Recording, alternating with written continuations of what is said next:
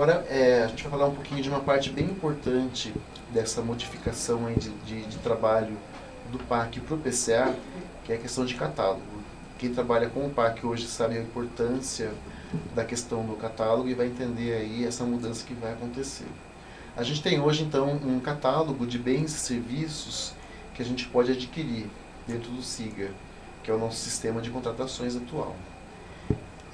Esse catálogo ele tem uma estrutura, né, para a gente poder organizar as informações. Eu tenho lá família, classe, artigo e item.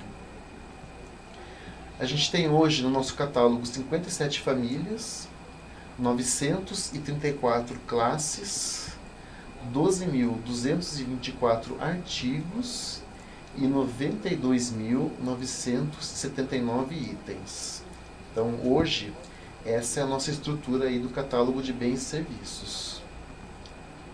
Então, a gente colocou aqui um exemplo, né, para quem não está muito habituado com o que vem a ser essas nomenclaturas, com um exemplo fica mais fácil de entender.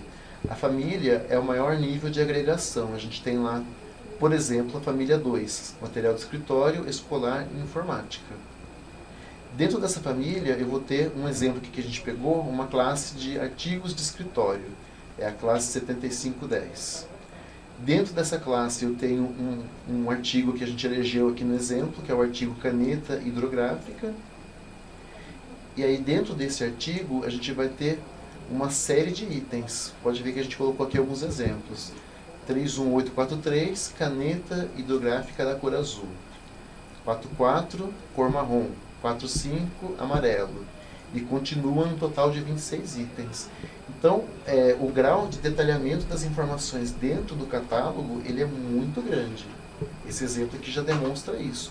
Mas tem exemplos aí com uma quantia muito maior de itens dentro de um artigo específico.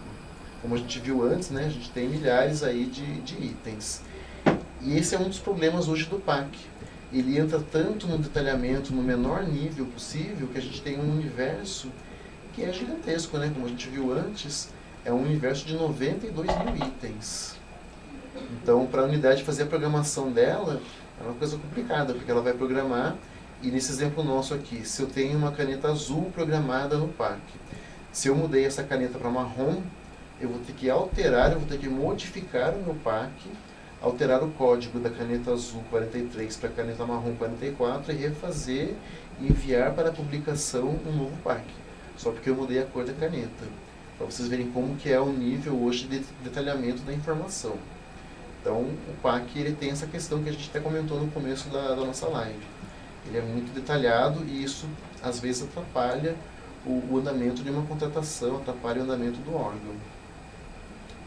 Bom, para fins aí de PCA, a gente trouxe uma proposta, né? A gente tem lá ainda, né, a estrutura não vai mudar. Família, classe, artigo e item, essa estrutura é do catálogo, isso não muda. Então o PAC hoje ele tem esses 4 universos. Mas se vocês repararem, tem uma parte que a gente colocou numa cor clarinha. Por quê? Porque para o PCA, eu não vou me preocupar mais com aquela parte que está mais clara. Para o PCA, a gente vai olhar dentro das famílias quais são as classes, né, que a gente viu que são 934 classes. Só que eu não vou descer mais no nível que eu vou ter que especificar o artigo e especificar o item. Então, voltando um pouquinho aqui naquele exemplo de antes, é como se eu dissesse o seguinte: hoje no PAC eu tenho que dizer que a caneta hidrográfica é da cor azul. E na nova lógica do PCA, o que vai acontecer? Eu só vou dizer que eu vou comprar 7510 artigos de escritório. Então, o nível de agregação ele é muito maior, é muito mais genérico. Então, qual que é a vantagem disso? A vantagem disso é o órgão ter maior flexibilidade. Ele vai fazer um planejamento um ano antes ou até mais do que ele vai contratar, só que ele não tem que descer tanto assim a esse detalhe até a cor da caneta do que ele vai adquirir. Ele pode colocar uma informação assim um pouco mais genérica e ao longo da execução, ao longo do exercício, ele vai alterando dentro desse universo aí artigos de escritório, dentro do valor que ele previu para artigos de escritório de forma geral e vai lançando suas informações com mais tranquilidade. Então, assim, eu vejo uma grande vantagem. Eu acho que vai ficar menos burocrático esse instrumento com esse maior nível de agregação. Então, essa já é uma grande mudança aí que está sendo apresentada pela mudança do PCA. A gente vai colocar essa distinção aí das despesas em cima da classe e não mais em cima do item.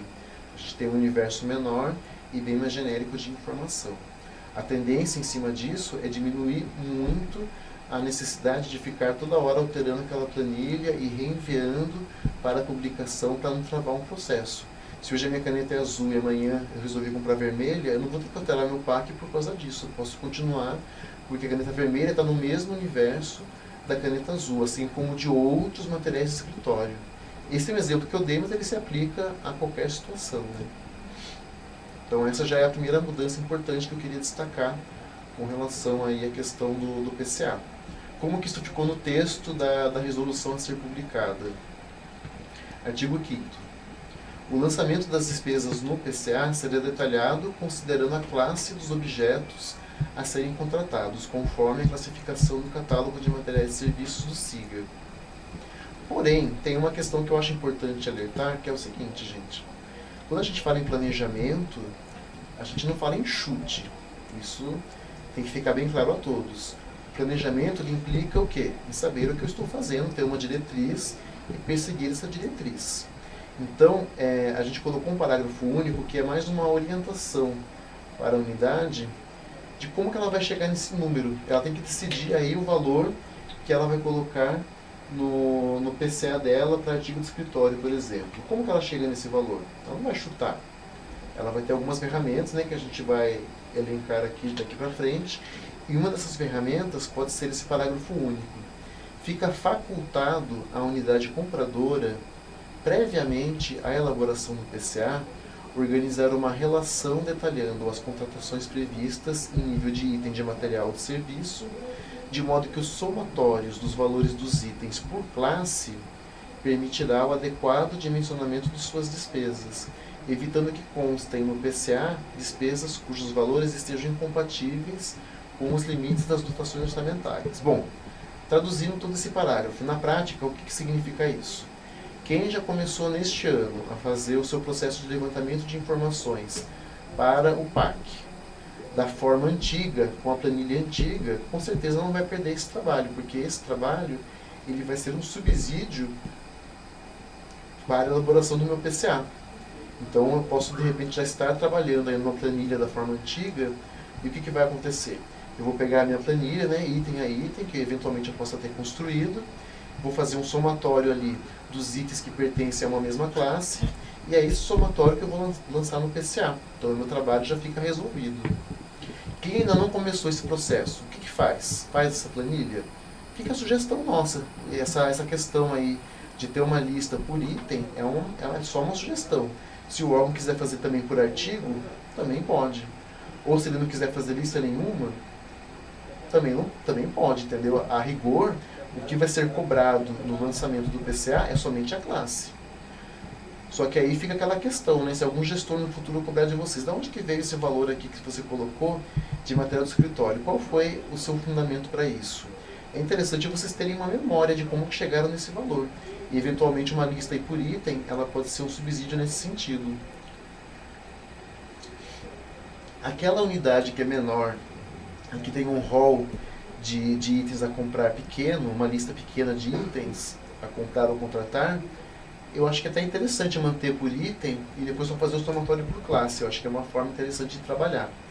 Agora, aquela secretaria que tem dezenas, talvez milhares de itens, fica um pouco mais difícil realmente. É um trabalho que vocês já fazem hoje e quem faz sabe o quanto é dificultoso organizar tudo isso. Então, fica a critério de vocês continuar trabalhando nesse formato ou não, ou ter uma outra metodologia para calcular tudo isso. Aí fica na visão de cada um de como que seria melhor. Quem quiser continuar fazendo da forma que é hoje e depois no final do processo só somar, pode fazer isso sem nenhum problema, se sentir mais seguro com isso, sem nenhum problema. A vantagem é que lá na frente, à medida que eu vou mudando o planejamento, depois que eu já publiquei o PCA e tudo mais, se eu for mudando o planejamento, qualquer mudança dentro de uma mesma classe não implica em a nova atualização da planilha e nova publicação no portal de compras. É uma coisa a menos a ser feita no fluxo da contratação. Então, essa vai ser a vantagem aí da adoção da classe.